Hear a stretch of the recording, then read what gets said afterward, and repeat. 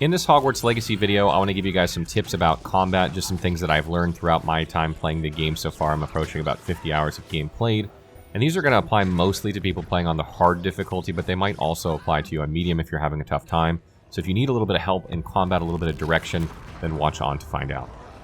So the first thing I want to say, probably the most important point actually, is that you should play defensively when you're playing on harder difficulties, and that's because enemies can't really hit you if you're waiting for them to attack and you respond appropriately. If you hit Protego when, a yellow attack comes in, they can't hit you. If you dodge out of the way of an attack when a red one comes in, they can't hit you. And usually you can dodge out of the next one and you can hit Protego afterward. There doesn't seem to be a way for you to really get hit if all you're doing is defending.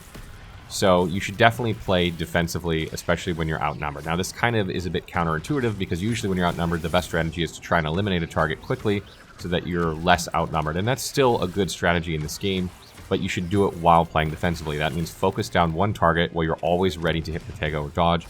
Interrupt your chain or your cast no matter what's happening if you need to reflect an attack with Protego or need to dodge out of the way with Circle. So make sure that you play defensively. That is the best tip I can give you. So since we're talking about playing defensively, we're going to talk a bit about Protego. And something really interesting about Protego is that if you cast it exactly when an attack is going to land on you, you'll actually reflect that projectile back at the attacker in a lot of cases. So you can actually deal damage with this, which is great. And you can actually upgrade this to send out 2 projectiles. So if you reflect an attack, it'll hit 2 targets, making you deal damage while you're playing defensively. This is really, really strong because, again, if you're playing defensively and you're dealing damage at the same time, you basically can't die. So this is a good thing to focus on, and learning how to use Protego at the last second is a very good skill. So you should practice this when you can. Beyond this, the next point I want to talk about is breaking enemy shields. A lot of times enemies will have a red, purple, or yellow shield, and sometimes, depending on your spell setup, you won't always have the appropriate spell available to get rid of that shield, or maybe your spell is on cooldown and you can't be bothered to swap spells or whatever. One really effective thing that you can do to break enemy shields is fling objects at them.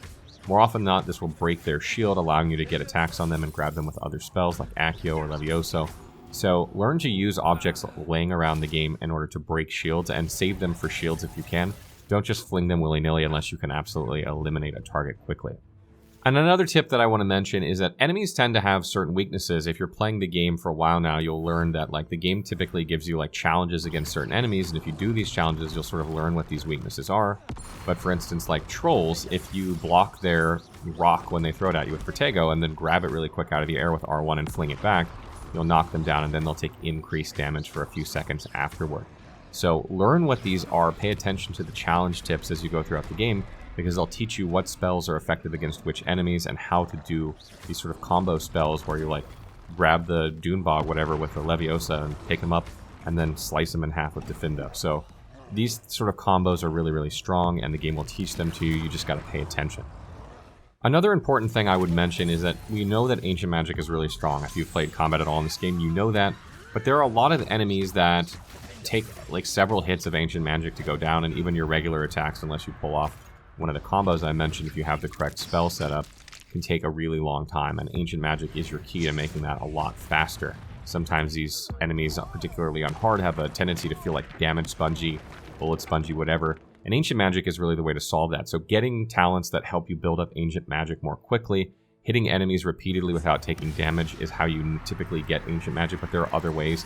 You can get a talent that makes it so when you take damage on Protego, or when you block with Protego rather, you gain some Ancient Magic buildup. There is a trait that increases your Ancient Magic buildup.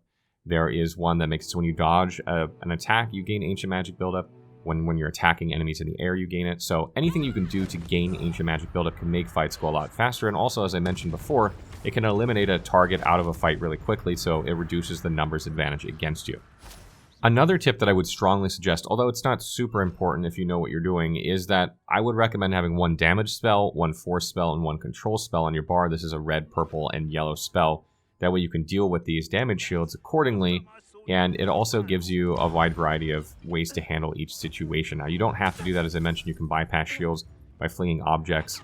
So that's a way around that. But if you're just starting out and you're wondering what's a good spell setup, try and have one of those 3 colors on there, and then your 4th slot can be for whatever. And obviously, you can unlock more, spell slots or whatever in the talents.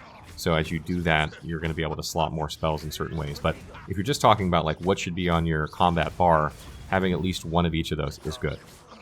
And another tip is that use stealth. Stealth is extremely powerful. If you're using the disillusionment spell, you can go into stealth pretty much at will, and you can one-shot enemies with Petrificus Totalis when you do this, and you can just move from target to target, wiping them out. There are talents that improve your stealth, which is great, and you can also make it so that when you use that spell, you will AoE. So you can, like, if two enemies are right next to each other, you'll kill both of them at the same button press.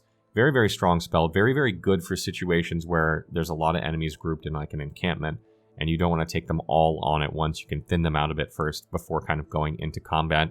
I don't like to do it all the time because I feel like it's not so much fun if you just spend the whole time doing stealth, but I usually like to thin out some enemies before facing, like, a large group, so that I'm not completely outnumbered, like 10 to 1. Another really, really important tip is that probably in the first 20 hours or so of the game, do not worry about the quality of your gear. You can after you've unlocked traits, but it will take you probably about 20 hours before you unlock the ability to create traits. So it's not something that you're going to have to worry about right away, so you don't need to worry about whether you have legendary gear and you can use tier 3 traits in it or not, because by the time you get to, be able to use traits, that gear will be obsolete. What you really want to focus on in the first 20 hours is the stats. Do you have more offense or more defense with what it is? Does it matter if it's green, purple, blue, gold? No, it doesn't matter what it is. Just focus on the stat number in the first 20 hours, and then when you finally unlock traits, which will be very apparent to you because the game spells it out for you, then you worry about getting the gold quality gear that you can slot higher level traits into. And then the last tip is, of course, going to be about traits. So once you finally can use traits, you're going to have to go and find some traits, and the way you do that is by going to collection chests in bandit camp. So you clear out the bandit camp, or you sneak in and loot the collection chest there, and you will get a random trait in there. There are other traits you can get from doing challenges, but generally the ones in the collection chests are the ones you're going to want. These are the ones that increase your damage. The other ones are defensive. Since you don't usually plan on getting hit, you're going to want the offensive ones. Now, the thing is, they're random. So you never know what you're going to get. You might have to loot a bunch of these before you get the ones you want. However, if you save before looting the collection chest and reload, then it will have populate a different trait in there.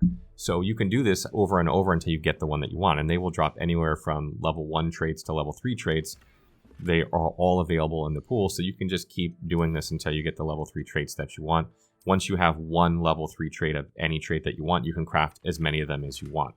So you don't need to get like 5 control 3s or 5 explosive 3s. You just need to get one, and that's the recipe, and then you can go craft as many of those as you want, slot as many of those in your gear as you want. And these stack on your armor, so you can like pick all one spell if you want one spell to be extremely deadly, or you can pick something like all concentration to make all your spells powerful. So keep that in mind, that you only need to have one of each copy of trait in order to create as many as you want, and you can sort of cheat at getting them by reloading the game over and over until you get the ones that you want. I hope you found this guide helpful. These are just some basic tips I found to work with combat. We have more Hogwarts Legacy content coming, including builds, so stay tuned for those.